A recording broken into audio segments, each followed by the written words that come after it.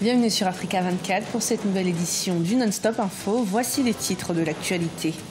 Au Togo, les mouvements de grève sont toujours aussi présents. Hôpitaux, éducation, plusieurs secteurs sont touchés.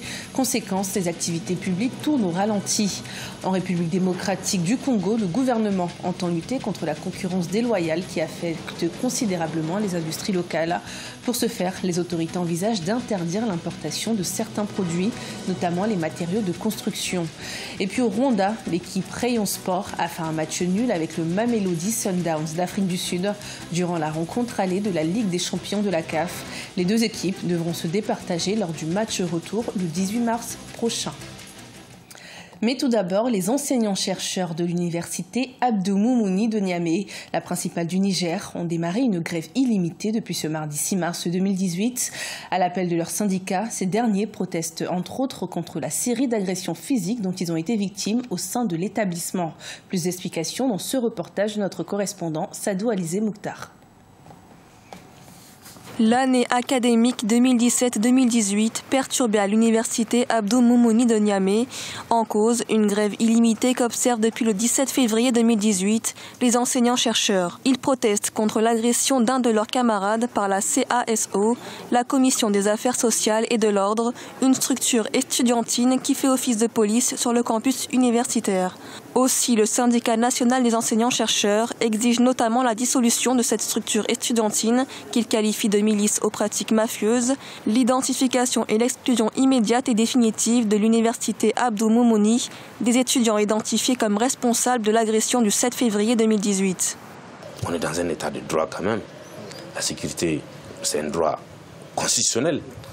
Donc, un étudiant n'a pas droit d'intégrité physique ou bien de vie ou de mort, c'est un autre. Et encore faut-il même qu'il soit un étudiant, parce que parfois ce n'est même pas des étudiants. Et donc ça ne s'est même pas limité à la structure estudiantine, ils s'en prennent même au personnel administratif et technique. Il y a eu un cas l'année passée. Nous, on s'attend à ce que tout simplement l'État prenne ses responsabilités, l'État assure ses tâches régaliennes de maintien de l'ordre, qu'il ne doit pas le faire par procuration, par étudiant et pire par élève interposé. Pour l'heure, les autorités rectorales et même académiques ne se sont pas prononcées sur la question. Tout en se disant disposés au dialogue, les étudiants excluent toute idée de dissolution de la Commission des affaires sociales et de l'ordre. Là où il y a un hic, c'est que c'est le SNEX qui refuse les débats. C'est le SNEX qui refuse de nous rencontrer. C'est le SNEX qui tourne le dos à toute tentative de réconciliation.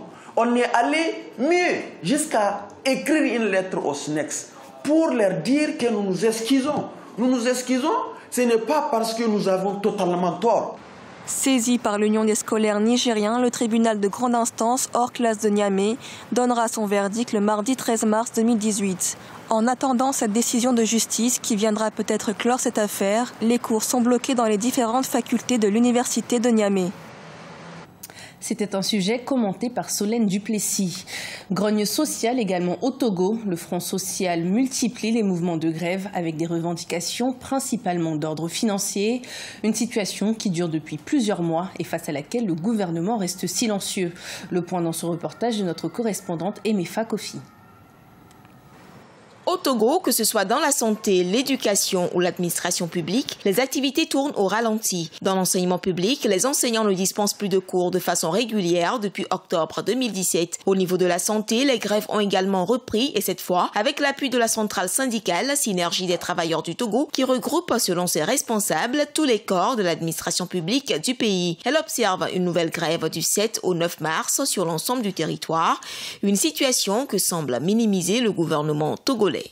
Quand on voit de plus en plus les capacités de ce gouvernement-là et le budget donc, qui évolue sans cesse et les chantiers qui sont lancés, il est normal que les travailleurs aussi exigent et c'est ce qu'ils sont en train de faire.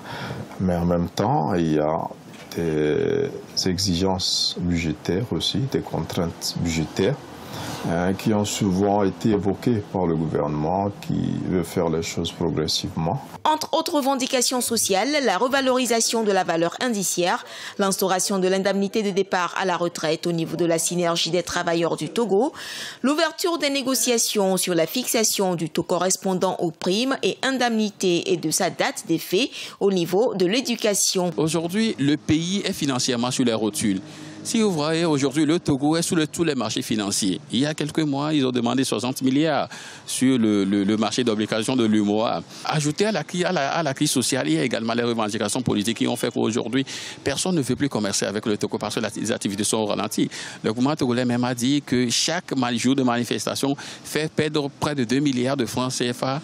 Donc, au trésor public. Peut-être on devait le faire beaucoup plus tôt, qu'on n'en serait pas là aujourd'hui. Maintenant, le gouvernement togolais est dos au mur. En 2015, le gouvernement togolais avait procédé à une augmentation de 20 000 et 30 000 francs CFA sur le salaire des fonctionnaires de l'administration publique. Des efforts ont été également consentis dans le secteur de l'éducation. Cependant, face à de nouvelles revendications, beaucoup d'observateurs appellent les partis à des discussions franches pour l'apaisement du climat social.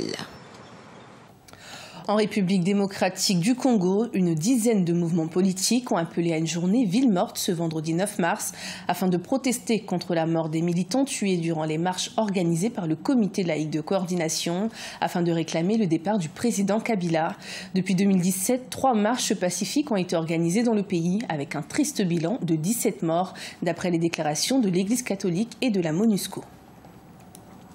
Toujours en République démocratique du Congo, le gouvernement vient d'interdire l'importation de certains produits, notamment les matériaux de construction, les boissons gazeuses et les bières, dans la partie ouest du pays. L'objectif est de lutter contre la concurrence déloyale qui affecte considérablement les industries locales.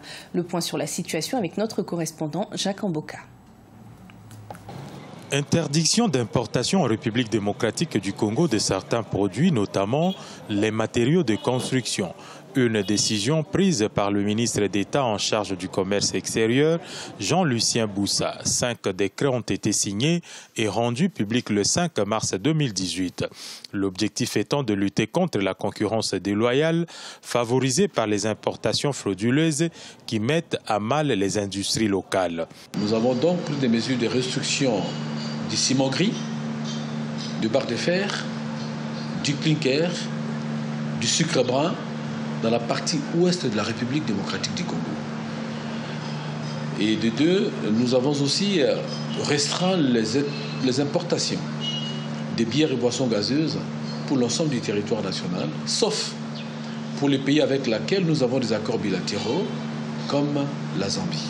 Il faudrait aux industries locales maximiser leur production afin de faire face à la demande dans un contexte où les produits importés en provenance des pays limitrophes dominent les marchés locaux. Dans la partie ouest du pays, les produits importés d'Angola sont plus consommés que ceux produits au pays.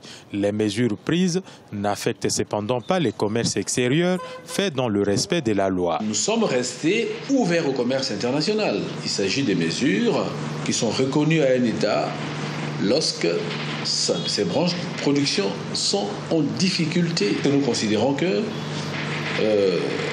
il y a des opérateurs économiques qui avaient déjà des contrats avec d'autres partenaires extérieurs. Et ces opérateurs économiques sont appelés à pouvoir s'adresser au ministère du Commerce et leur présenter les différents contrats qui ont été pris bien avant la prise des mesures.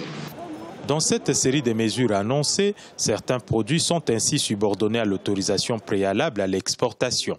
Ce sont notamment les terres rares, les objets historiques, les bois, les grumes et leurs dérivés. Entourés de 9 voisins, les frontières de la République démocratique du Congo sont poreuses.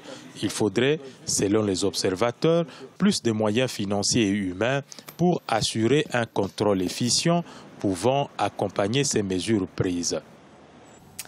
L'équipe rondaise Rayon Sport a fait un match nul 0-0 avec le Mamelodi Sundowns d'Afrique du Sud durant la rencontre allée de la Ligue des champions de la CAF.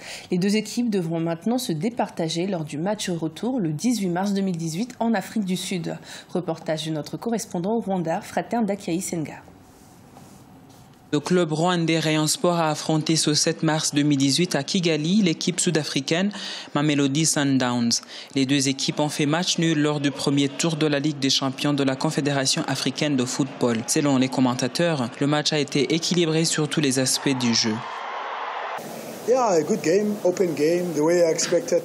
Ça a été un bon match, très ouvert et plein d'engagement de la part des deux équipes. Bien sûr, nous avons dominé la première mi-temps, mais à la deuxième, l'équipe rwandaise a changé de jeu. Peut-être l'entraîneur lui a fait des bonnes remarques. Franchement, on aurait même pu perdre vers la fin du match si la balle n'avait pas frappé le poteau. Pour accéder à la phase des groupes, Rayon Sport devra vaincre les Mamelodi Sundowns, vainqueurs de la compétition en 2016. Le match retour est prévu le 18 mars 2018 à Pretoria, en Afrique du Sud. Nous allons partir en Afrique du Sud avec la même mentalité, celle qu'on est capable de faire face aux Sud-Africains. Comme vous l'avez su, nous avons réussi à leur résister et comme on a 10 jours d'entraînement, on va travailler sur une stratégie pour les vaincre. C'est ça notre philosophie. La Ligue des Champions 2018 est la 54e édition du premier tournoi de football africain organisé par la Confédération africaine de football. Les vainqueurs de la Ligue des Champions de la CAF 2018 se qualifieront comme représentants de la CAF à la Coupe du monde de clubs de la FIFA 2018. Ce journal a été préparé par l'ensemble de la rédaction. Merci de nous avoir suivis. Retrouvez dans un instant une nouvelle édition de l'information sur Africa 24.